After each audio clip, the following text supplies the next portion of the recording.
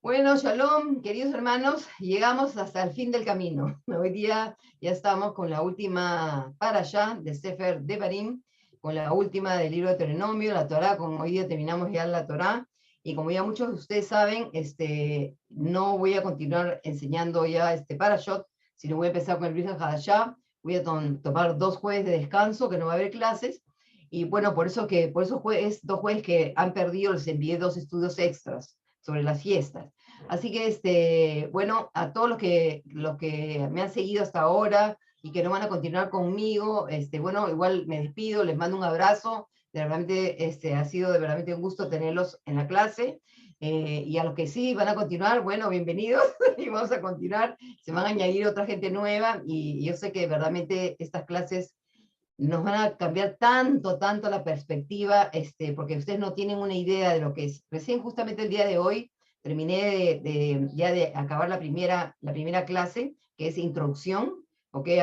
Saben que vamos a empezar con Marcos, y verdaderamente que yo misma me quedo sorprendida de todo lo que hay, porque uno estudia, pero siempre te quedas corto y siempre hay que seguir estudiando e investigando, porque siempre hay cosas nuevas que salen, en fin. Así que les digo de que estas clases van a valer la pena, las clases de Brit Hadashah van a valer la pena, porque verdaderamente no tenemos mucha información al respecto, no hay textos antiguos, originales, en fin, muchas cosas. Así que esto de verdaderamente nos va a cambiar mucho la mentalidad, y espero que podamos conectar sobre todo al verdadero Mesías, al que hemos perdido, al Mesías judío, porque tristemente por 2000 años se ha presentado este Mesías vestido de griego, de romano. Entonces, y tenemos muchos dichos de verdaderamente en la escritura que tal vez no son originales, pero la única forma de poder recuperar, si son palabras dichas de Yeshua, es que si las encontramos en los comentarios rabínicos, si tienen una explicación rabínica, si tienen una explicación de la mentalidad judía del primer siglo, de ese judaísmo primitivo. Y esto es lo que van a aprender, así que verdaderamente, como les digo, va a ser es decir, esto es academia, amados hermanos, esto es nivel académico, y la verdad que estoy muy contenta porque yo necesitaba también algo fresco, algo, ya son muchos años, veintitantos años estudiando Torá, y la verdad que a veces uno quiere algo fresco, y el Eterno puso esto en mi corazón, así que con eso vamos a empezar. Así que nuevamente, bueno, los que no van a estar, les mando un abrazo, muchos cariños, que el Eterno los bendiga mucho en el año venidero, y los que van a continuar, pues únanse, vamos a estar juntos en este aprendizaje que verdaderamente nos va a dejar con los ojos y con la boca abierta. Así que, pero bueno, vamos a empezar con una oración para poder empezar el estudio del día de hoy. Abacadosh, te damos gracias por este día, por este tiempo que nos ha permitido llegar ya hasta la última para allá del Sefer de Barim, la última bendición que dio Moisés al pueblo antes ya de su muerte.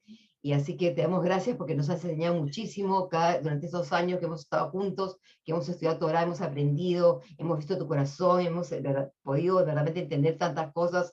El hebreo nos ha ayudado tanto, y en fin, Padre, solamente tenemos palabras de agradecimiento para ti, porque verdaderamente nos ayudas a entender y a profundizar y a actuar sobre estas palabras preciosas que aprendemos cada día. Así que también nos encomendamos a ti para estos próximos estudios que vamos a tener, que podamos ver a nuestro Mashiach Yeshua de una forma que no lo hemos visto antes, y confiamos que verdaderamente sabemos que esa es la luz del mundo. Tú vas a poder iluminar mejor nuestro corazón y nuestro ruas, nuestro Espíritu Santo. Así que te damos gracias, Padre, y bueno, también te pido oración por mí, por mi salud, por esas semanas que, bueno, no van a ser vacaciones, porque precisamente no voy a poder salir de vacaciones, pero bueno, voy a estar trabajando, sigo trabajando, pero animada con esto nuevo, y la verdad que para traer cosas nuevas, y sé que con tu ayuda y realmente tu guía siempre, Padre, nunca me has fallado, me has ayudado verdaderamente a investigar y comprobar la verdad, porque no es fácil a veces enseñar, y a veces nos confrontamos con cosas que de repente estamos diciendo algo que no es correcto, pero siempre tú ves la forma de poder mostrar la verdad, y yo por eso te agradezco. Así que te pido una bendición especial para todos mis hermanos, que terminen esta fiesta de Sukkot con alegría, con gozo, y verdaderamente y esperando que nos sorprendas para el año venidero. Te damos las gracias por todo lo que has hecho, lo que estás haciendo y lo que vas a hacer en medio nuestro, en nombre de su Mashiach Yeshua. Amén. Ve amén. Ahora sí, vamos entonces a compartir la pantalla. Eso, listo. Ok. Así que tenemos esta última, Besod Abraham, que es el capítulo 33 del Deuteronomio, y después 34, pero 34 es una despedida, es algo muy, muy poquito, muy chiquito. Así que en realidad, así como hemos visto las dos parashot anteriores, han sido un solo capítulo. esta Besot Haberajá también contiene más que nada en realidad, como significa Besot Haberajá o Besot Haberajá y esta es la bendición, eso es lo que significa, y habla de todas las tribus. Ok, en esta clase yo no voy a hablar de la bendición que Moisés que dijo a cada tribu, pero en el PDF que les voy a mandar se las he puesto, porque yo otros años sí investigué en cada tribu lo que decía y hice una investigación corta, es poco, pero se los he añadido en el PDF que van a recibir. No lo van a escuchar en esta clase, porque me voy a ir por otro lado en esta clase, pero sí se los voy a, en el PDF que les mando, ahí lo van a poder leer. Así que yo quería que tuvieran esta para allá completa, así que por eso que he añadido eso, pero como les dije, solamente en el PDF, ¿ok? Así que como siempre vamos a empezar entonces con nuestra Haftarah. En este caso, la Haftarah de Besot Haberajá es Josué 1:1-18. ¿Y de qué se trata esto? Ok, en nuestra Haftarah, Elohim viene a recordarle a Josué las tareas a las que se enfrenta y las herramientas para tener éxito. Ahora que Moisés ha muerto, los judíos pueden cruzar el Jordán y pensar a conquistar la tierra de Israel. Elohim tiene la intención de que ganen esas batallas sin ninguna lucha o resistencia de importancia. Sin embargo, para que ese plan llegue a buen puerto, Josué tendrá que acordarse de seguir la Torá, de no abandonarla, de tenerla siempre en la boca y de pensar en ella día y noche, y al hacerlo sabrá el camino correcto a seguir. Así que vamos a leer un poquito de Josué 1:6-9, donde le dice, esfuérzate y sé valiente, ¿ok? Porque tú harás que este pueblo herede la tierra que juré a sus padres que les daría. Solamente esfuérzate y sé muy valiente, cuidando de hacer conforme a toda la Torá de mi siervo Moisés te ordenó. No te apartes de ella ni a diestra ni a siniestra, para que tengas buen éxito donde quiera que vayas. No se aparte de tu boca el libro de esta Torá. De día y de noche meditarás en él. En realidad es en ella, porque Torá es femenino, pero como acá es de ley, para que cuides de hacer conforme a todo aquello que está en el escrito, porque entonces harás prosperar tu camino y tendrás buen éxito. No te lo estoy ordenando yo, esfuérzate pues y sé valiente, no te intimides ni desmayes, porque Adonai tu Elohim está contigo donde quiera que vayas. Lógicamente cuando leemos todas estas palabras nos hace preguntar, ¿por qué él le insiste tanto en el Eterno, esfuérzate, sé valiente? ¿Qué está pasando con Josué? Así que siempre hay una pregunta que nos queda en blanco. ¿Por qué es tanto énfasis y que sea fuerte? Parece que de repente tendría momentos de debilidad o cómo se estaría sintiendo su espíritu, qué sé yo. ¿Qué es lo que vamos a ver un poco en algo del estudio que lo voy a traer el día de hoy? Ok, ahora seguimos así. La exhortación de Elohim a Josué es la orden de que la Torá no salga de su boca, que la considere día y noche. El sentido más sencillo de las palabras es que se le dice que pase todo su tiempo estudiando la Torá, un modelo de vida judía que se considera el ideal más elevado en muchos, si no en la mayoría, de los círculos ortodoxos del día de hoy. Un comentario en la voz de Rabbi Natán que cita este versículo también apunta en esa dirección, en el sentido de que advierte a un hombre que pasa mucho tiempo con su familia de que se le reprochará que descuide su estudio de la Torá. Sin embargo, el registro general de las palabras de los sabios, o de los jajamín, deja claro que no entendieron el versículo de esa manera. Y es que el propio versículo no puede significar eso, ya que Josué está a punto de entrar en Israel y pasar 7 años conquistando la tierra y 7 dividiéndola. Se supone que debemos asumir que fue a la guerra con los libros en la mano. ¿Cómo verán los rabinos en todo piensan? ¿Cómo es posible si José, como hemos visto anteriormente, que Moshe le pasa la autoridad delante le pasa en las manos y le da la autoridad para que verdaderamente el pueblo lo respete a Josué y escuche a Josué, pero sabemos que también Eliezer es el que estaría dirigiendo prácticamente por la boca del Eterno a Josué. Entonces, pero si él es el guerrero, si es el capitán del ejército, así como se le apareció también el capitán del ejército, ok, entonces, ¿cómo podemos pensar que esta ley, cómo lo entendían? Los rabinos vieron esto y siempre ellos debaten en todo esto. Entonces, dice así, Radak las lee como si significara lo que Elohim hizo, que el éxito de Josué depende de que haga lo que Elohim quiere, siguiendo la Torá. Ahí sí lo podemos entender. O sea, esa palabra significa que él va a tener que hacer las cosas de acuerdo a la Torá. Ahora, el Ralbak hace eco de ello, pero también sugiere que querían animarle a ser el tipo de líder fuerte que necesita un pueblo, tratando con firmeza a cualquiera que se le oponga. Es decir, ¿cómo? Con la Torá, con la ley, ¿ok? En cualquier caso, en los oídos de Josué debieron resonar las palabras fuerza y coraje Cualidades que todos necesitamos para tener éxito. Estar siempre involucrados con la Torá, incluso participando en el mundo ordinario. Así que literalmente vemos entonces que como cualquier persona ordinaria, es lo que el Eterno nos dice también a nosotros. Esfuérzate, sé valiente, esfuérzate, valentía, esfuérzate. ¿Por qué esfuérzate? Porque muchas veces, amados hermanos, trabajamos, venimos cansados del trabajo, llegamos a la casa, hay problemas en la casa, los hijos, la esposa, o el esposo, en fin, y queremos comer, y echarnos a la cama, ver televisión, y no tenemos la fuerza y el coraje para abrir la Biblia y leer un ratito. Entonces, eso tiene todo el sentido para todos los tiempos, porque sea la vida que llevemos, sea lo que sea, siempre tenemos que tener esa fuerza y ese coraje para abrir estas palabras de vida, este pan de vida que nos alimenta para poder ser fuertes y tener coraje en la vida. Y sobre todo para poder enfrentar los retos que nos trae la vida de acuerdo a la Torá, de acuerdo a la Torá. A veces hay que actuar duro, a veces hay que ser fácil, a veces no es tan fácil, en fin, de acuerdo a la Torá tenemos que hacer porque no somos alameros, no tenemos palabras de, ay, queremos estar bien políticos, no somos políticos, queremos estar bien con todos, así que por eso es que las palabras de la Torá te dicen eso. Esfuérzate y ten coraje, sé coraje. Ten el coraje de decir las cosas que tienes que decir, ten el coraje de agarrar las cosas, ten el coraje. Esto es lo que llama la Torá, y por eso que a Josué se le dice tantas veces. Porque imagínense, si Moisés mismo con Aarón enfrentaron tantas rebeliones, ¿qué le esperaba al pobre Josué?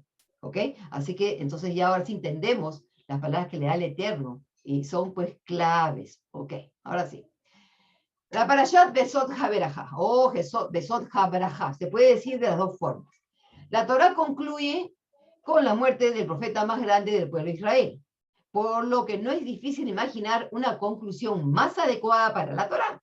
Los libros bíblicos suelen terminar con la muerte de un personaje importante, una característica que sirve como coda literaria. Una coda es una estrofa, algo de música, ¿ok?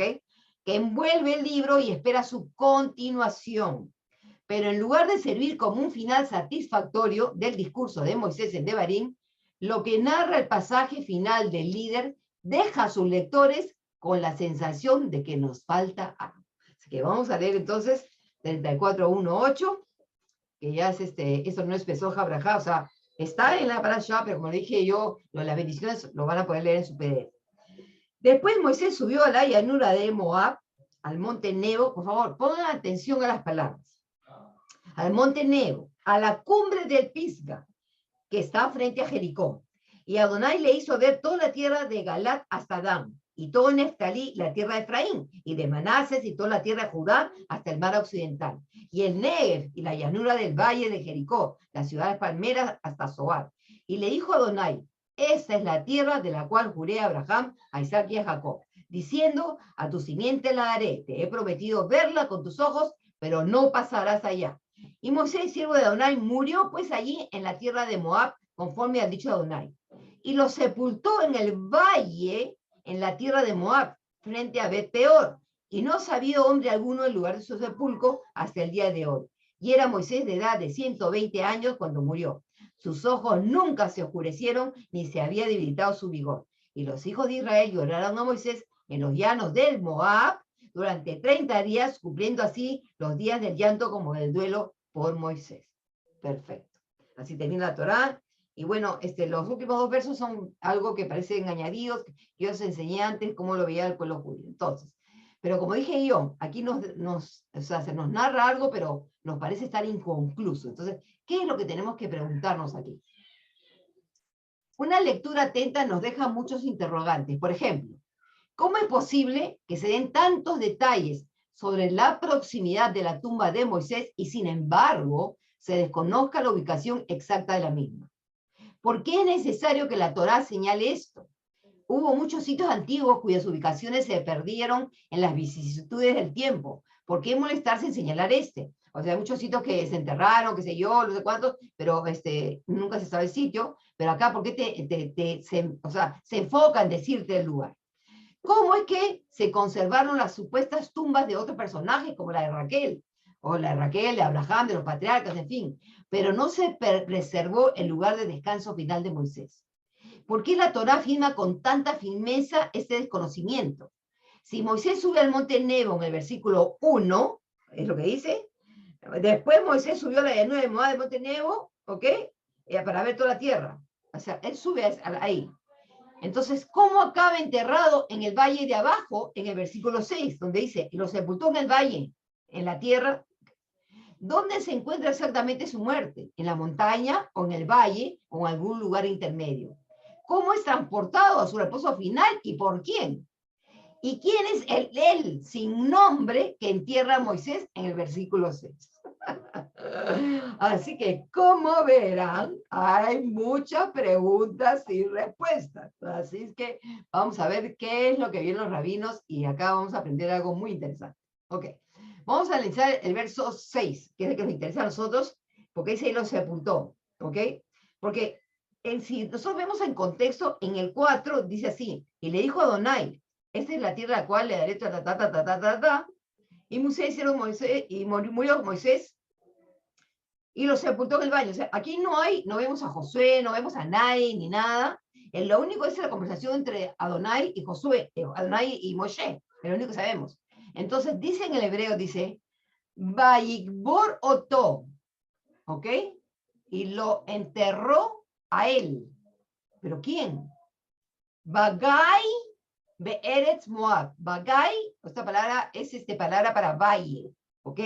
En tierra, o sea, en el valle, dice en el valle, porque es Gai, sería Begai, sería en nada más, pero el ba es en el valle, pero es Be'eretz, en tierra, no es en la tierra, sino en el valle, en tierra de Moab, ¿ok? Mul Beit Peor. Mul es al frente, ¿ok? Frente, a ver acá no sé cómo lo han traducido, sí, frente también lo han traducido como frente a Beit Peor. Velo yada ish et keburato. Y no conocía o no sabía nadie, o sea, ish es hombre, ningún hombre, et keburato, keburato es el sepulcro de él, o el lugar donde fue enterrado. Ad hayom hase, hasta el día este. Eso es lo que dice. Ad hayom, hasta el día hase, el este. ¿Ok? Así que, ¿quién es este que entierra a Moisés? ¿Quién? ¿Quién es este? ¿Ok? Así que, estas preguntas dejan claro que estamos ante una historia incompleta. Al igual que la narración de su juventud y crianza en Éxodo 2, el relato de la muerte de Moisés está repleto de lagunas y carece de detalles importantes. Durante 2 milenios, el Midrash rabínico ha sensibilizado a los lectores de la Biblia sobre las lagunas del texto bíblico hebreo. Por eso han hecho los Midrash, porque hay cosas que están en blanco, que no se sabe. Las elaboradas historias que cuentan los Jajamim, o sea, los sabios de Israel, sobre las primeras vidas de Moisés, Abraham y otras figuras bíblicas, señalan agujeros y fisuras en la Torá escrita, porque la Torá no te lo dice, no te lo describe. Y sensibilizan al lector sobre el hecho de que grandes franjas de la narrativa bíblica no están incluidas en nuestro texto recibido. Y es verdad. Solo podemos especular por qué faltan estas piezas. Pero utilizando las ideas de la exégesis judía clásica, la erudición bíblica moderna ofrece herramientas para que el lector curioso recupere y reconstruya las partes que faltan de estas narraciones y en el proceso responda a las preguntas que surgen de estas lagunas. Así que, como verán, por eso es que a veces hay que estudiar los Midrash. Hay unos que no tienen, que no podemos prestar atención, que son muy descabezados, hay otros que tal vez sí. Y siempre que yo busco un Midrash o que busco algo para rellenar, pues estoy tratando de buscar algo que realmente tenga sentido, ¿ok? Así que vamos a ver primero lo primero, cómo es la forma que los rabinos pueden llegar a hacer este Midrash y hacer con esta exégesis clásica que tienen ellos de cómo ensartar las perlas, de cómo conectar con otros pasajes o otros personajes, en fin. Esta es la forma de exégesis bíblica judía, ¿ok? De lo que ellos hacen. Entonces, el enfoque rabínico se basa en el siguiente dicho: Maaseh Avot Siman Levanim. ¿Qué cosa es? Las obras de los padres marcan a los hijos. Nachmanides observó que los acontecimientos, los temas y las historias que aparecen al principio de la Biblia suelen repetirse en relatos posteriores, con personajes diferentes y en otros escenarios. Rambam expone esta observancia en su comentario sobre Génesis 12, 6 y 11. Ok, antes de leerlo esto, quiero aclararles aquí algo. Esto es algo que nosotros no podemos negar. ¿Por qué? Porque, por ejemplo, Moisés es una tipología del segundo Moisés, que es Yeshua, el legislador. Isaac es una figura, ¿qué? De Yeshua. Ok, todo tenemos aquí que hay figura. José es otra figura de Yeshua. Ok, y así tenemos que verdaderamente los personajes bíblicos representan figuras, se repiten, ¿ok? Entonces, eso es lo que nosotros tenemos que ver, qué es lo que la Torá nos quiere transmitir y por qué se repiten las historias parecidas en diferentes personajes. Esto es algo clásico que tiene la Torá, es una forma de enseñarnos, ¿ok? De enseñarnos y hacer que nuestra cabecita piense. Entonces, vamos a leer esta observación que ve aquí el Rambam en Génesis 12:6, donde leemos. 12:6 dice: y atravesó Abraham aquella tierra hasta el lugar de Siquem, hasta la encina de Moré, y el cananeo estaba entonces en aquella tierra. Y de ahí vemos el verso 11.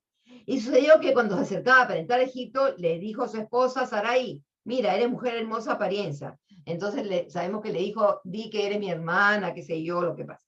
Y sabemos que esto sucedió lo mismo. ¿Quién repitió la misma historia? Isaac. Isaac vuelve a repetir lo mismo. Así que una y otra vez vamos a ver que las cosas son repetitivas y que, como dice aquí este enfoque rabínico, Masea Bot Simán Levanim, ¿ok? Las obras de los padres es lo que es, marcan los hijos, porque Simán, o son puestas, porque también esa palabra Simán puede ser, son puestas sobre los hijos, ¿ok? Entonces, las generaciones posteriores reformularon el principio de Rambam y ha llegado a ser una noción importante en la teología judía tradicional. El propio Rambam, por ejemplo, utiliza la idea como teodicea. ¿Okay? ¿Qué significa teodicea? Es la justificación de Elohim, para explicar cómo y por qué las generaciones posteriores sufren por los pecados de sus antepasados. O vamos a decir, no digamos sufren, pero repiten. ¿Ok?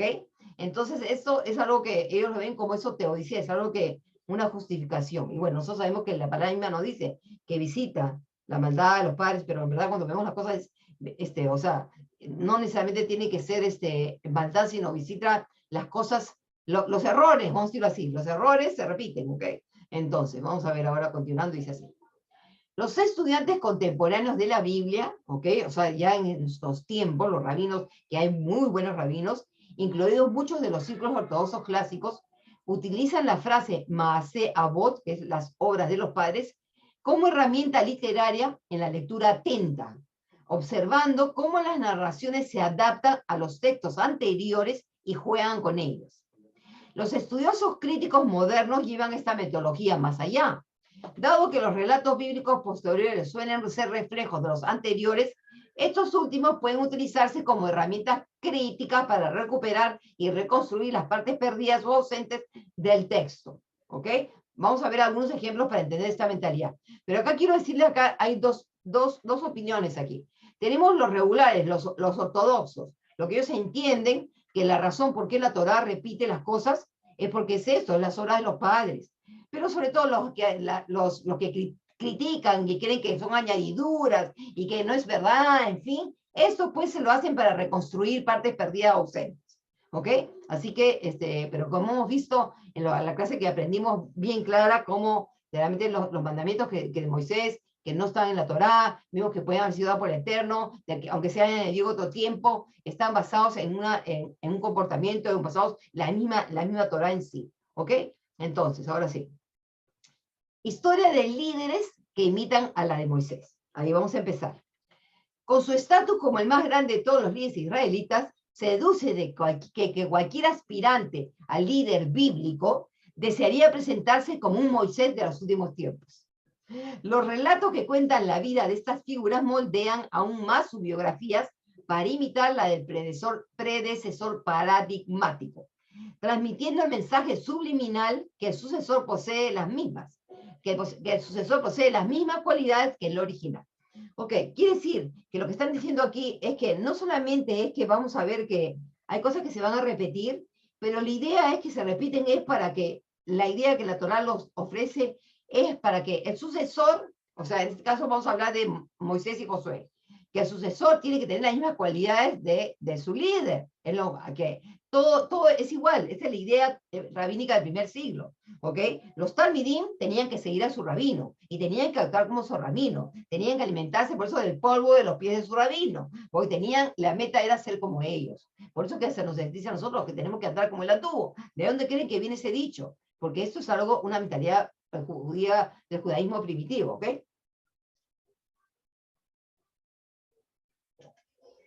Ok, vamos a seguir.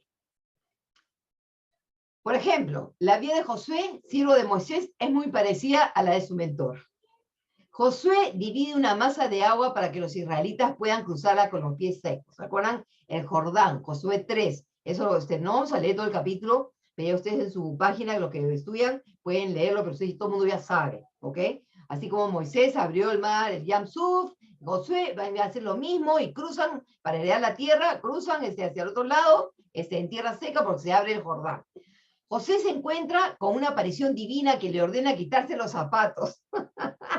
Ok, eso sí vamos a leerlo, porque es lo mismo que vemos que Moisés ¿qué tiene? Moisés está, cuando está pues pastoreando las ovejas de su suegro Yitro, y se acerca a esta flama ardiente, y el malaj le habla de ahí, un ángel le habla y le dice, yo soy el Elohim de tus padres, sácate las sandalias, y en fin, todo esto. Y con Josué vemos que algo parecido sucede. En Josué 5, 13, 15, dice así: sucedió que estando José cerca de Jericó, ¿ok? Levantó sus ojos y aquí que vio a un varón de pie frente a él con su espada desenvainada en su mano. Y José fue hacia él y le dijo, ¿eres tú de los nuestros o de nuestros adversarios? Y él le dijo, no, yo soy el príncipe del ejército de Adonai que he venido ahora. Y Josué cayó en tierra sobre su rostro y adoró, y le dijo, ¿qué dice mi señor a su siervo? Respondió el príncipe del ejército de Adonai a Josué, quita el calzado de tu pie porque el lugar donde tú estás es santo, y Josué hizo así.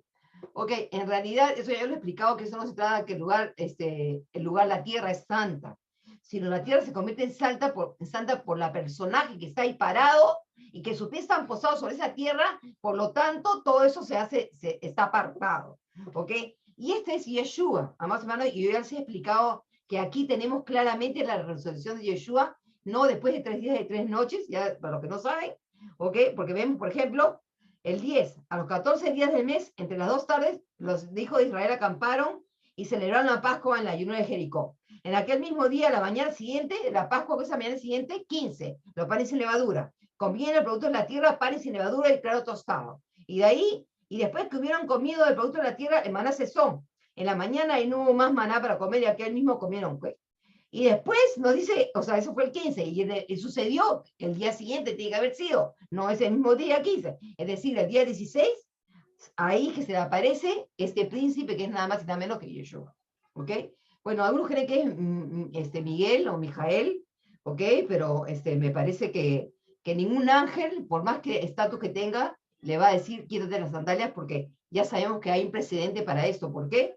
Porque cuando Moisés está en la zarza, y malaj le habla y le dice que se quite las sandalias, le dice, yo soy el Elohim de tu padre, he visto la dura serviz de mi pueblo, así que claramente acá esto es Yeshua, no hay duda.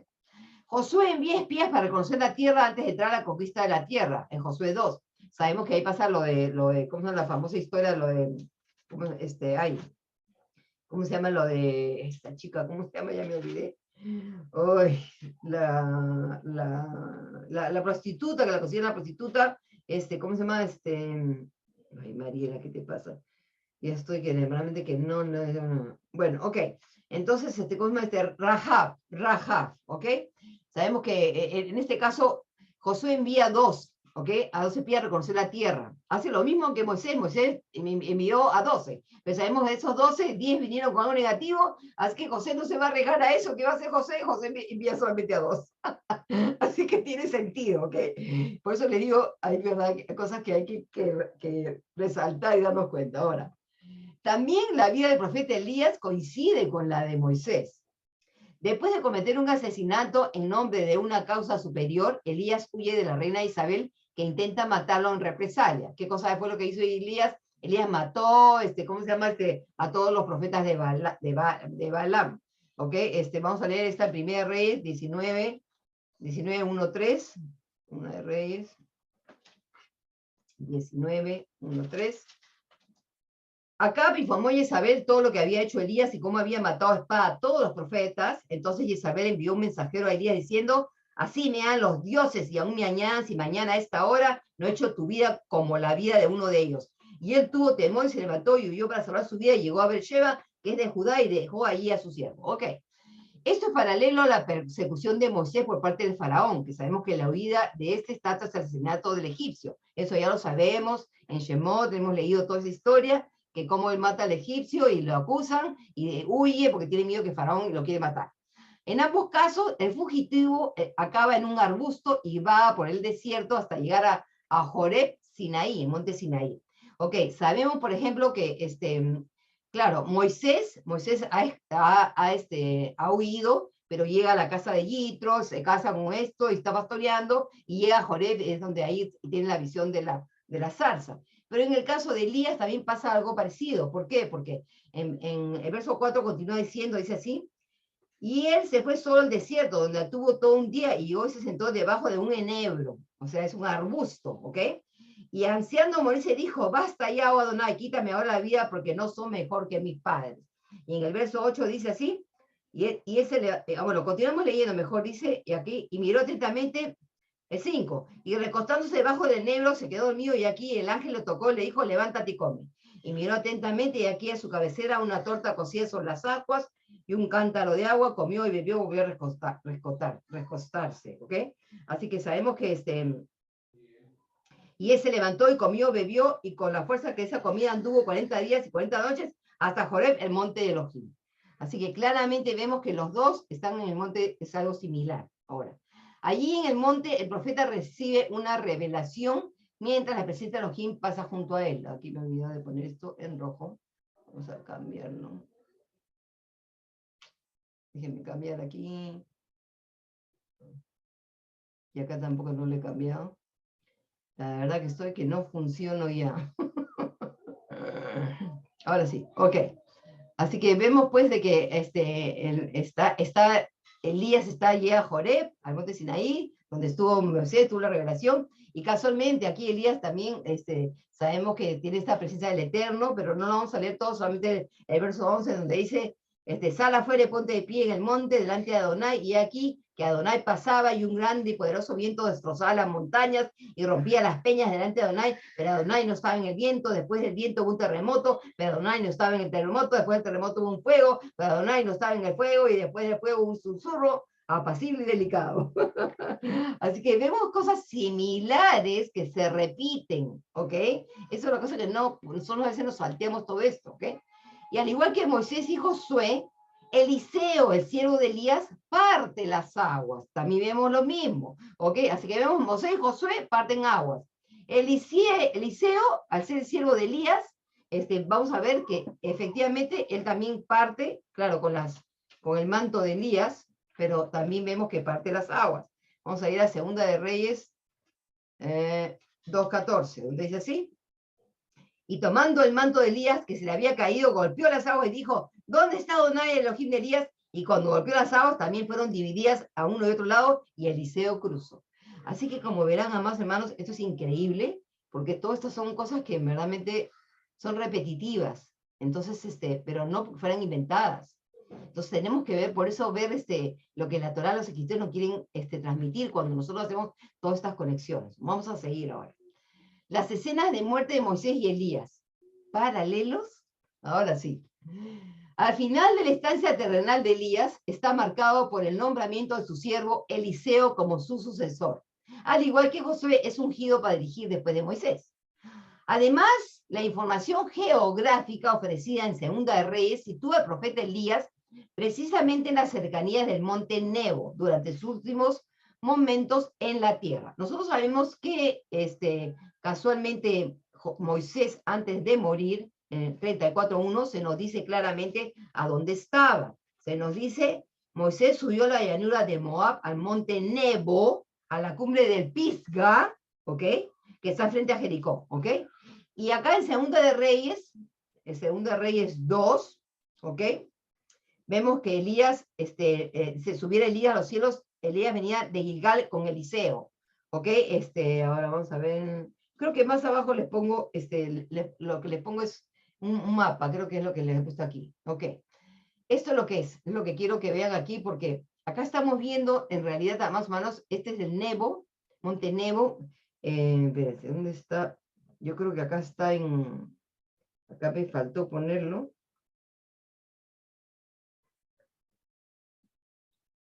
De repente más adelante está ahí, no sé dónde, por qué, pero se me ha pasado aquí ponerlo acá.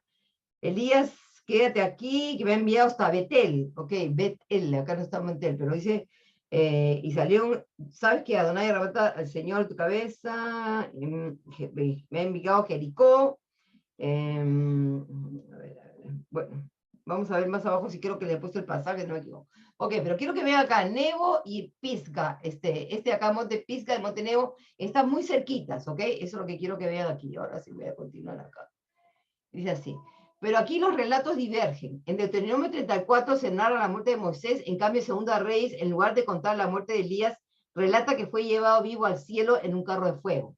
La milagrosa y casi singular asunción de Elías ya gozaba de circulación popular en los tiempos bíblicos y se convirtió en materia de la leyenda talmúdica y judía posterior. Ok. Miren lo que quiero que vean aquí, ¿ok? A pesar, ¿ok? Que lógicamente, aquí la Torah nos dice que Moisés murió, ¿ok? ¿Ok? Pero vemos estas similitudes. Lo que pasa es que aquí, acá hay no sé dónde está el pasaje que le iba a decir de Eliseo, ay, acá,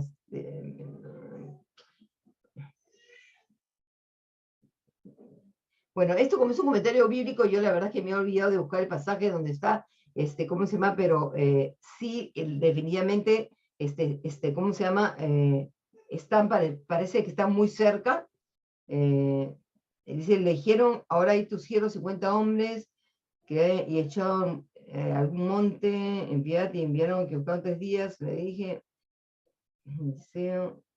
no, la verdad es que no lo encuentro, pero bueno, según los rabinos están en el mismo lugar. Pero bueno, la historia es así clara, ¿ok? Acá es cuando vamos a ver que... ¿Qué está pasando con la computadora?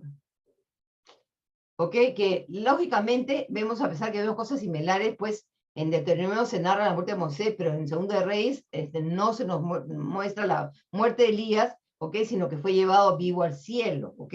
Ahora, esta asunción de Elías, o sea, ya pues se convirtió en algo, como, algo muy popular en los tiempos bíblicos y que, lógicamente, y tiene muchos, se ha hecho mucho midrash, se ha hecho, la cábala tiene mucho, a tal punto de que verdaderamente Elías tampoco no se sabe ni quién es, ni quién era. De hecho, este libro de Enoch lo ve como una persona divina o algo así, me parece. En fin, o sea que dio motivos a muchas interpretaciones sobre quién es la figura de Elías, porque de verdaderamente no se sabe de dónde viene, ni quién era, ni de qué tribu, ni nada, ¿ok? Así que eso es lo que pasa. Ahora continuamos. En la tradición y las prácticas judías, Elías reaparece regularmente para ayudar a los indigentes, asistir a un Brit Milá o visitar el ser de Pascua, debido en gran medida al hecho de que no está limitado por los límites de la muerte que limitan a otras figuras bíblicas. Nosotros ya sabemos que en el Seder de Pesas, lo que hacemos en el Seder de Pesas según el pueblo judío, hay una quinta copa que es para Elías y todos los niños van y abren la puerta esperando que venga Elías y anuncie la venida del Mesías, ¿ok? Pero lo que muy pocos desconocen es de que en realidad en el pueblo judío no solamente Elías participa, se le espera que venga en el Seder, sino él acompaña a cada niño que es, ¿cómo se llama? Que es, se le hace la circuncisión, que se le practica el Brit Milá. A tal punto que esto, lo que ustedes están viendo aquí, se le conoce como la silla de Elías, donde el niño es puesto, donde lo echan ahí, qué sé yo, y entonces, así que esto es costumbre del pueblo de judío, el pueblo del día de hoy, o sobre todo los religiosos, ¿no? Ahora, considerando el número de episodios de la historia de Elías que tienen paralelos en la vida de Moisés, como lo hemos visto ya antes, los rabinos sugieren que la historia de la asunción sobrenatural de Elías al cielo tuvo su antecedente en la vida de Moisés. Además, es difícil imaginar que un final tan monumental se hubiera contado de un profeta relativamente menor y no de gran legislador de Israel. ¿Qué están diciendo aquí los rabinos? Que así que al igual que si tanto tienen en común Elías como Moisés, quiere decir que Moisés también tuvo que haber sido ascendido al cielo, y que lo que le pasó a Elías es algo que le pasó también a Moisés. ¿Ok? Así que eso es lo que están diciendo ellos, y ahora van a escuchar algo que tal vez muchos de ustedes no conocían, pero bueno. Considerando el número de episodios de la historia de Elías que tiene paralelos, ok, este es el mismo que este. Ok, es lo mismo que acá me olvidé voy a eliminar esto. Ok, ahora sí. De hecho, algunas fuentes prerrabínicas y rabínicas luchan con la idea de la muerte de Moisés y hacen que la naturaleza problemática de la idea sea expresada por los personajes de sus historias. Por ejemplo, hay un libro apócrifo, ¿ok?, que se llama La Asunción de Moisés, una obra apocalíptica del segundo templo, se cree que es un templo o posterior al segundo templo, o sea, en los tiempos de Yeshua, vamos a decir, que vuelve a contar la historia de la muerte de Moisés, con la asunción de la muerte de Moisés. Esta historia de la asunción de Moisés fue, con toda probabilidad, una obra compuesta y consistía en 2 libros originalmente distintos, de los cuales el primero era realmente el testamento de Moisés y el segundo la asunción. El primero fue escrito en hebreo en el año entre el 7 y el 29 después de la era común. O sea, estamos hablando de los tiempos de Yeshua. Y posiblemente también el segundo. En el siglo, después de la era común, o sea, el primer siglo, los tiempos de los apóstoles, apareció una versión griega de toda la obra, de la que se le conservan algunas frases. ¿Ok? De hecho, por ejemplo, vamos a ver esto de acá. Judas 1.9, famoso pasaje que todo el mundo dice, ¿de dónde sale esto? Porque esto no está en toda la Torá. Judas 1.9 dice así: mientras que el arcángel Miguel, cuando disputaba con el diablo contendiendo por el cuerpo de Moisés, no se atrevió a proferir juicio o maldición, sino que dijo, el Señor te reprenda. Ok, entonces, ¿qué es esto que estamos encontrando acá en el Brija Hadashah? Ok, ¿de dónde viene? ¿De dónde sale? Ok, en cuanto al contenido, el contenido de la asunción de Moisés, el texto es una serie de mensajes e instrucciones secretas que Moisés revela a Josué antes del acto de traspasarle el liderazgo de los israelitas, e incluye descripciones apocalípticas, además de profecías. Recordemos que la canción que le da el Eterno, que se le enseña a Moisés, eran las cosas que Israel iba a hacer. Así que posiblemente estas cosas apocalípticas o que del futuro, que el Eterno le dijo a Moisés, Moisés también le contó a Josué. ¿Ok? Así que algunas partes, como el capítulo 7, están fragmentadas. No se ha encontrado todo, lo que dificulta entender lo que está sucediendo, y el propio manuscrito termina abruptamente, lo que indica que originalmente había más. No obstante, se trata de una mirada fascinante a una pequeña pieza de una historia más amplia y rica de los mitos que rodean a Moisés. Ok, vamos a continuar. Acá, estos son partes de ese texto, y así. Y entonces su reino aparecerá en toda su creación, y entonces Satanás no será más, y el dolor se irá con él. Miren estas frases: no habrá más muerte, no habrá dolor, el Apocalipsis.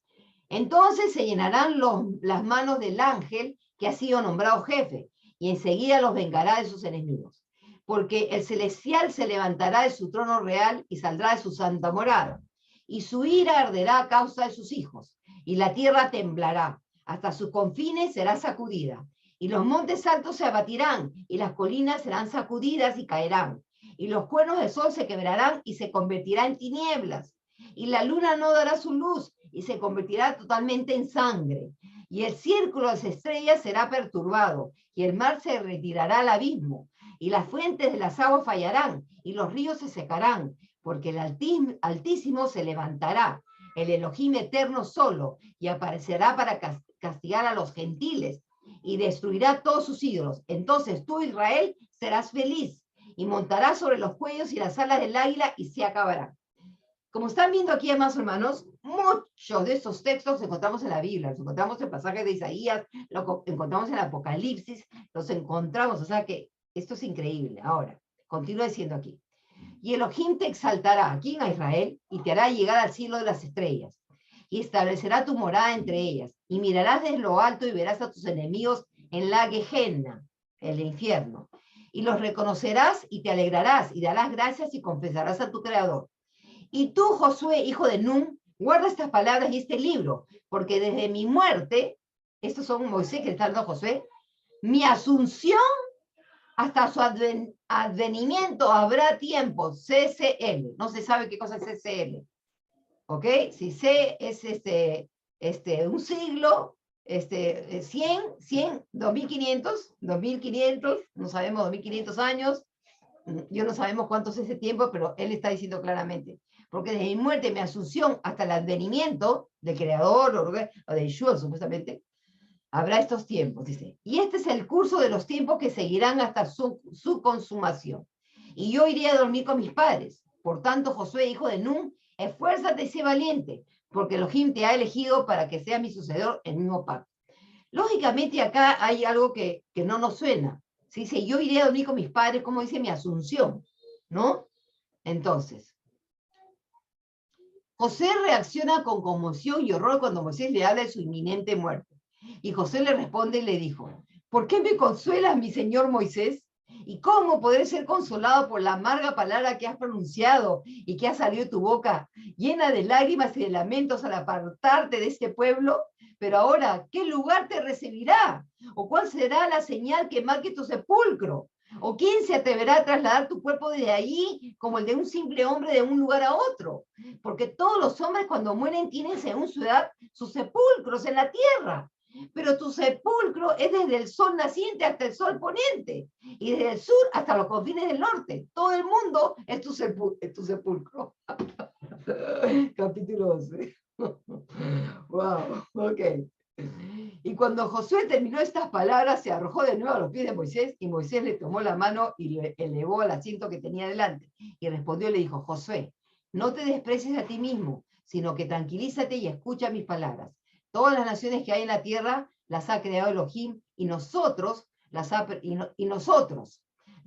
previsto y nos ha previsto desde el principio de la creación de la tierra hasta el fin de los tiempos, y nada ha sido descuidado por él, ni siquiera en lo más mínimo, sino que todas las cosas las ha previsto y las ha hecho surgir. Quiere decir que Moisés y él, o sea, todo lo ha terminado el Eterno, y ellos tienen este poder de conquistar esas tierras, de hacer la nación de Israel, en otras palabras. Sí, todas las cosas que han de ser en esta tierra las ha previsto el Señor, y aquí han salido a la luz. El Señor me ha designado en su favor para orar por sus pecados e interceder por ellos, porque no por ninguna virtud o fuerza mía, sino por su beneplácito. Me ha tocado en suerte su compasión y longanimidad. Aquí a ver si es extraño que lo pone acá a Moisés, como que lo ha designado como estar siempre orando, interceder por ellos. Como lo vemos a Yeshua como intercesor, que está siempre abocando por nosotros en el Apocalipsis. ¿Ok? Así que algo muy similar. Ahora, en la hora rabínica, de fecha desconocida, una midrash que se llama Midrash Petirat Moshe, que significa el midrash de la muerte de Moisés, el contenido real del midrash es un tratamiento agádico de Deuteronomio 31:14 y siguientes, complementando por una exégesis de Deuteronomio 3:23 y siguientes, y está lleno de diálogos un tanto tediosos entre Elohim y Moisés, a quien se representa como poco dispuesto a morir. Ok, en el Midrash ellos ven que así como Moshe le discute que quiero pasar, te ruego, y vemos todo esto. Entonces, vamos a leer, por ejemplo, Deuteronomio 31:14, a ver qué dice, a qué se refiere. Deuteronomio 31:14. La palabra dice, dijo entonces Adonai Moisés, aquí se acercan los días en los que has de morir. Llama a José y presentados en la tienda de reunión y los ordenaré. Fueron pues Moisés y Josué y se presentaron en la tienda de reunión. Y después en Deuteronomio 3:23, vamos a ver qué es lo que dice 3:23. 3:23 creo que es acá que el reo, donde dice, entonces supliqué a Adonai diciendo, oh Adonai, si no comenzamos a su cielo, permita que no sé cuántos. Ok, entonces, Midrash Petirá de Moshe se trata de eso. Dice, sin embargo, todas sus lágrimas y súplicas fueron en vano, pues Elohim ordenó a todos los príncipes del cielo que cerraran las puertas de la oración. En los últimos días de su vida, hasta el 7 de Adar, Moisés interpretó la Torá de Israel, y el día de su muerte, según el rabino Gelbo, escribió 13 Torás, de las cuales, o Torot en hebreo, de las cuales 12 eran para las 12 tribus, y la mejor era para el arca de la alianza. Algunos dicen que el ángel Gabriel descendió y tomó la Torá de las manos de Moisés, llevándolo a través de cada cielo para mostrar la piedad de su escriba. ¿De quién? De Moisés. Y que las almas de los santos lean de esta Torá los lunes y los jueves y en los festivales. A esto le sigue una larga sección que comienza con el relato del rabino Josías sobre los honores que Moisés rindió a Josué y el servicio que le hizo en los últimos días de su vida. Después de estos, presenta el final de la vida de Moisés, un bat kol, es una voz celestial, avisando con creciente insistencia de las horas, incluso los segundos que le quedaban. Esta enumeración de las horas y la fórmula convencional son importantes para determinar la dependencia de las adiciones en Deuteronomio Rabba 11 y la segunda recensión de la versión original. Al principio del Midrash se mencionó a los ángeles Gabriel y San Gaziel, el escriba de todos los hijos del cielo. Pero en las últimas horas de la vida de Moisés es Samael, el jefe de los satanes, cuya actividad es más conspicua al velar por el paso del alma mientras Miguel llora y se lamenta. Por fin Samael les recibe la orden de traer el alma de Moisés, pero huye aterrorizada ante su mirada. De nuevo aparece con la espada desenvainada ante Moisés, pero tiene que ceder ante el Shem HaMeorash, el nombre sagrado, tallado en el bastón del líder de Israel. Sin embargo, se acerca el último momento y Elohim mismo aparece para recibir el alma de Moisés. Los tres ángeles buenos le acompañan para preparar el lugar de descanso para Moisés, cuya alma es llevada finalmente en el beso de la muerte. Entonces, acá tenemos, de aquí sale esto, de este Satanás, que lucha por esto de quererse llevarse el cuerpo de Moisés. Ahora, lo que pasa es que aquí, en realidad, cuando hablamos alma, se trata de cuerpo. Y casualmente, como explicamos en la clase pasada, alma es el cuerpo. Entonces, pero el cuerpo, sabemos que el cuerpo, verdaderamente, el cuerpo terrenal no puede subir al cielo. Por lo tanto, Elías tiene que haber tenido una especie de transfiguración para poderse irse al cielo. Tal vez Moshe también tuvo esa muerte y tuvo una transfiguración, en fin. Pero la cosa es lo siguiente, continúa diciendo ahora sí. De nuevo, vemos al desconcierto ante la posibilidad de que Moisés muera. Así pues, aunque los detalles de la historia de la ascensión de Moisés quedaron fuera de la Torá y acabaron perdiéndose, la idea de la muerte de Moisés siguió siendo problemática para muchos judíos, y la posibilidad de que nunca muriera realmente permaneció en la conciencia popular, sino en los textos canónicos. Quiere decir que es algo que mantuvo la mentalidad judía, que Moisés no murió, que Moisés fue como Elías, ¿ok? ¿Ya están entendiendo? ¿Ya se estarán dando cuenta? ¿Ya están conectando? Si Moisés no murió realmente, sino que fue llevado vivo a Elohim, se puede resolver un gran número de problemas del texto de Deuteronomio. Ahora sabemos por qué la tumba de Moisés no solo es desconocida, sino incógnita. Simplemente no existe. El misterioso el que entierra a Moisés no es otro que Elohim mismo. Esta última respuesta ya fue sugerida por los comentaristas tradicionales y modernos, pero ahora entendemos por qué solo pudo ser el Todopoderoso quien atendió a Moisés en su final. ¿Ok? El relato original de la asunción de Moisés al cielo ha dejado huellas en los versículos existentes que narran el final de su vida. Pero, ¿por qué se habrá omitido en la conclusión de la Torá tal narración sobre el final exaltado del gran líder de Israel? También aquí podemos recurrir a la intuición de las fuentes judías clásicas. El comentarista medieval Ralbach, el rabino Levi Ben Gershon, ofreció una explicación ahora conocida por qué la Torá se aseguró de que nunca hubiera una tumba terrenal para el más grande de todos los profetas.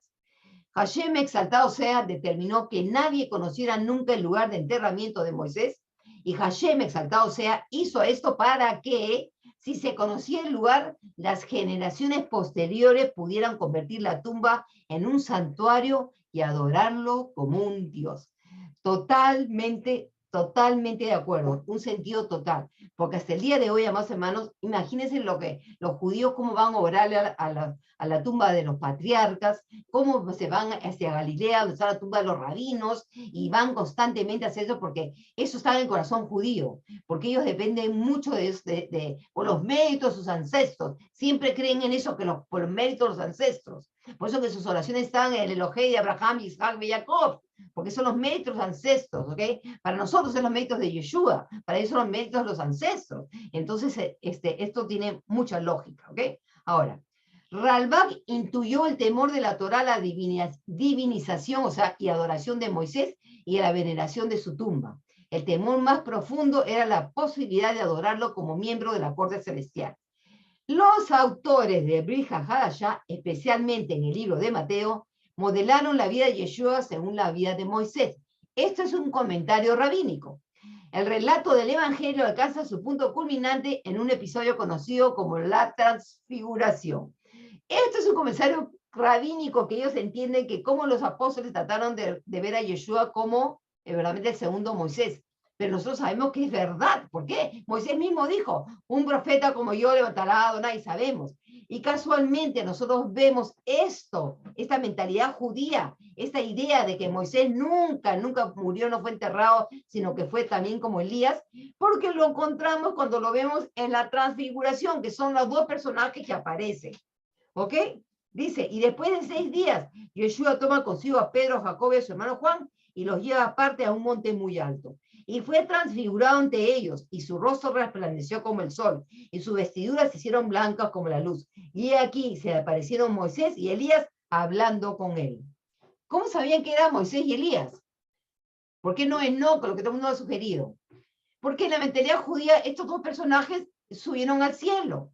Eso es lo que quiero que entienda, porque eso es lo que está, para poder entender bien, tenemos que conocer sus dichos, sus tradiciones, lo que circulaba en la mentalidad de ellos. Y eso es lo más posible, que por eso es de que diga esto. Ahora, lógicamente es real, Moisés y Elías, pero la realidad es eso, de que, bueno, el Eterno tiene potestad sobre todo, porque nosotros sabemos que en verdad mucha de la gente del antiguo pacto están esperando la resurrección de los muertos, pero tal vez en la muerte de Yeshua, que sabemos que muchas tumbas se abrieron, muchos de los profetas, muchos de la gente del primer pacto, resurrectaron y fueron llevados con Yeshua al cielo. ¿Ok? Pero esto ha sido después de la muerte de Yeshua, pero no antes. Acá estamos viendo antes, Yeshua todavía no ha muerto. Y acá está ya Moisés y Elías. Entonces, es bien interesante, o sea, nos da mucho que pensar. Ahora, la ubicación y propósito de este pasaje como presagio de la asunción de Yeshua sugiere que desarrolla el motivo de una trinidad de israelitas que nunca murió. Miren lo que dicen los judíos. Una trinidad de israelitas que nunca murió. ¿Quién? Yeshua, Elías y Moisés. Aunque la Torá escrita se esforzó por evitar la apoteosis de Moisés, la tradición oral de su ascenso final al cielo permaneció en la memoria de Israel hasta el bien entrado el segundo templo, en el tiempo de Yeshua. ¿Ok? Ahora están entendiendo, eso les digo, esto es increíble. Miren esto. Nuestra para allá termina con una referencia a Moshe. Ahora sí vamos a ver aquí ya una palabra, un cambio. Este es el estudio ya de la Asunción de Moisés. Me quise terminar con algo acá interesante, que esto lo compartí otros años, pero no quería acabar solamente con esto. Entonces, y bueno, como le dije, en su PDF tienen toda la Besot Habraham de cada tribu. Ok, vamos a leer entonces 34, 10, 12, que es lo que quiero compartir con ustedes aquí ya para el final. 34, ay María, está haciendo atrás para adelante, 34, 10, 12, 34, 10, 12, dice así. Pero no se ha levantado un otro profeta de Israel semejante a Moisés, a quien Adonai trataba cara a cara. Y ya en razón de todas las señales y prodigios que Adonai les envió a hacer en el país de Egipto con respecto a Faraón y a todos sus siervos y a toda su tierra. Ya en razón de toda aquella mano poderosa y de todos aquellos grandes portentos que hizo Moisés en presencia de todo Israel.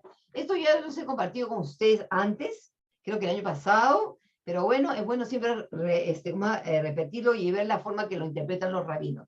El verso 11 que nos dice así, ya en razón de todas las señales que Adonai le había enviado a hacer, vamos a ver, dice así. Lejolja otot vejamo mofetim, o sea, otot de señales y mofetim de maravillas, y todas las maravillas y señales, ayer shelajó Adonai, los cuales envió Adonai, shelajó, o sea, envió a Adonai, ¿a quién? A Moisés, la azot, de hacerlas, ¿ok? Be'eretz Misraim, en tierra de Egipto. Le faró ulekol abdaf, a Faraón y a todos sus siervos. Ulekol arzó, y a toda su tierra, ¿ok? Entonces acá estamos viendo claramente, pues, de que se nos dice de que después de que ha habido, que hay esto de que murió Moisés y todo, qué sé yo, tal eso, se nos habla de que Moisés nunca se levantó otro profeta y todas las maravillas que él hizo y qué sé yo. Entonces, sin embargo, Rashi presentó otro concepto. Él basa su comentario en la frase en el verso 12. Y dice así, Ulekol hayada jajasaka, y por toda la mano, la fuerte, Ulekol, dice Hamorá Hagadol. Ok, acá ¿cómo está traduciendo el verso 12? Dice así, aquella mano poderosa de todos aquellos grandes potentos. Ok, esta palabra, morá, no es morá, de morá de maestra, porque acá en Hey no con A, sino es de lo que, las grandes cosas que ellos vieron. Ok, es lo que está diciendo, que hizo ver. Ayer asa Moshe, las cuales hizo Moshe, le einei kol Israel, lo que hizo delante de los ojos de todo Israel. ¿Ok? Entonces, ¿cuál es la diferencia? ¿Cuál es la diferencia? Lo que hizo Moshe delante de todo Israel, ¿qué fue lo que hizo delante de todo Israel? Romper las tablas. Entonces, ¿se le debe recordar por haber entregado las tablas de la ley o por haberlas quebrado? La idea de Rashi es que aunque Moshe alcanzó el nivel espiritual más alto que cualquier ser humano en la historia, él debe ser recordado por su respuesta al fracaso de su pueblo. Él quebró las tablas y las hizo de nuevo. Regresó a la montaña y empezó de cero. Pero en vez de erradicar el recordatorio del fracaso, las tablas quebradas fueron guardadas con las nuevas en el mismo Aarón Haedut. ¿Ok? Entonces acá estamos viendo aquí lo que dice así, las obras maravillosas y todas las señales potentes que le mandó el Eterno a hacer a Faraón y a todos los siervos, porque todas las plagas fueron delante de los egipcios, ¿ok? Pero la cosa cambia del verso 12 porque es diferente, porque acá dice que todas las cosas, la mano fuerte y las maravillas grandes, o sea, lo que vieron los israelitas con sus propios ojos. ¿Qué es lo que vieron los israelitas con sus propios ojos? Entonces, acá es lo que él entiende es que lo de romper las tablas. Entonces, y es que nuestro éxito en la vida debe ser visto como un crecimiento de nuestros fracasos. Este es el mensaje. La conclusión de la Torá está enlazada a su propio principio. Terminamos el ciclo de su lectura y empezamos de nuevo. No debemos dejar que nuestros fracasos nos desalienten.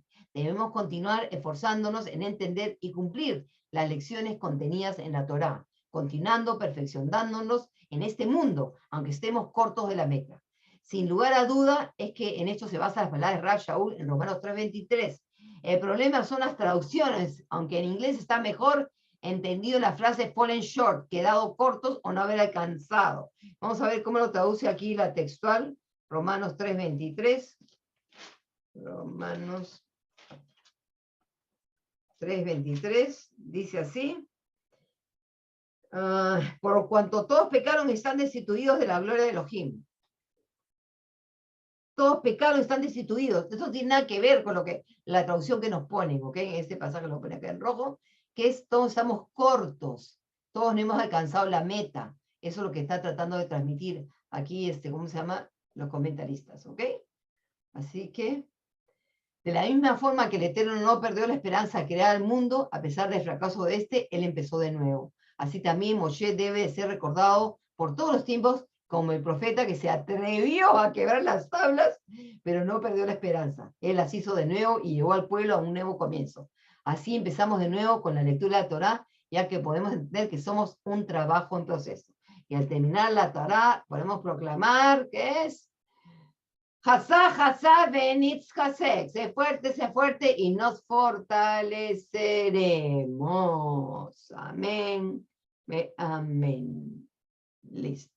Ok, ahí está. Entonces, quise terminar yo con todo este capítulo 34, analizarlo las últimas palabras, como dije, la última parte ya se había compartido un poco antes, y bueno, lo de la muerte de Moisés me pareció muy interesante y de verdad nos ayuda a entender un poco también el Brit Hadashah, porque no podemos negar que en el Brit Hadashah se nos dice que apareció Moisés y Elías, así que hay algo que no podemos, como dije yo, algún día sabremos toda la historia, porque no la tenemos completa, eso sí, y eso es lo que vamos a ver también cuando empecemos el Brit Hadashah, eso va a ser muy interesante. Así que hasta aquí la grabación.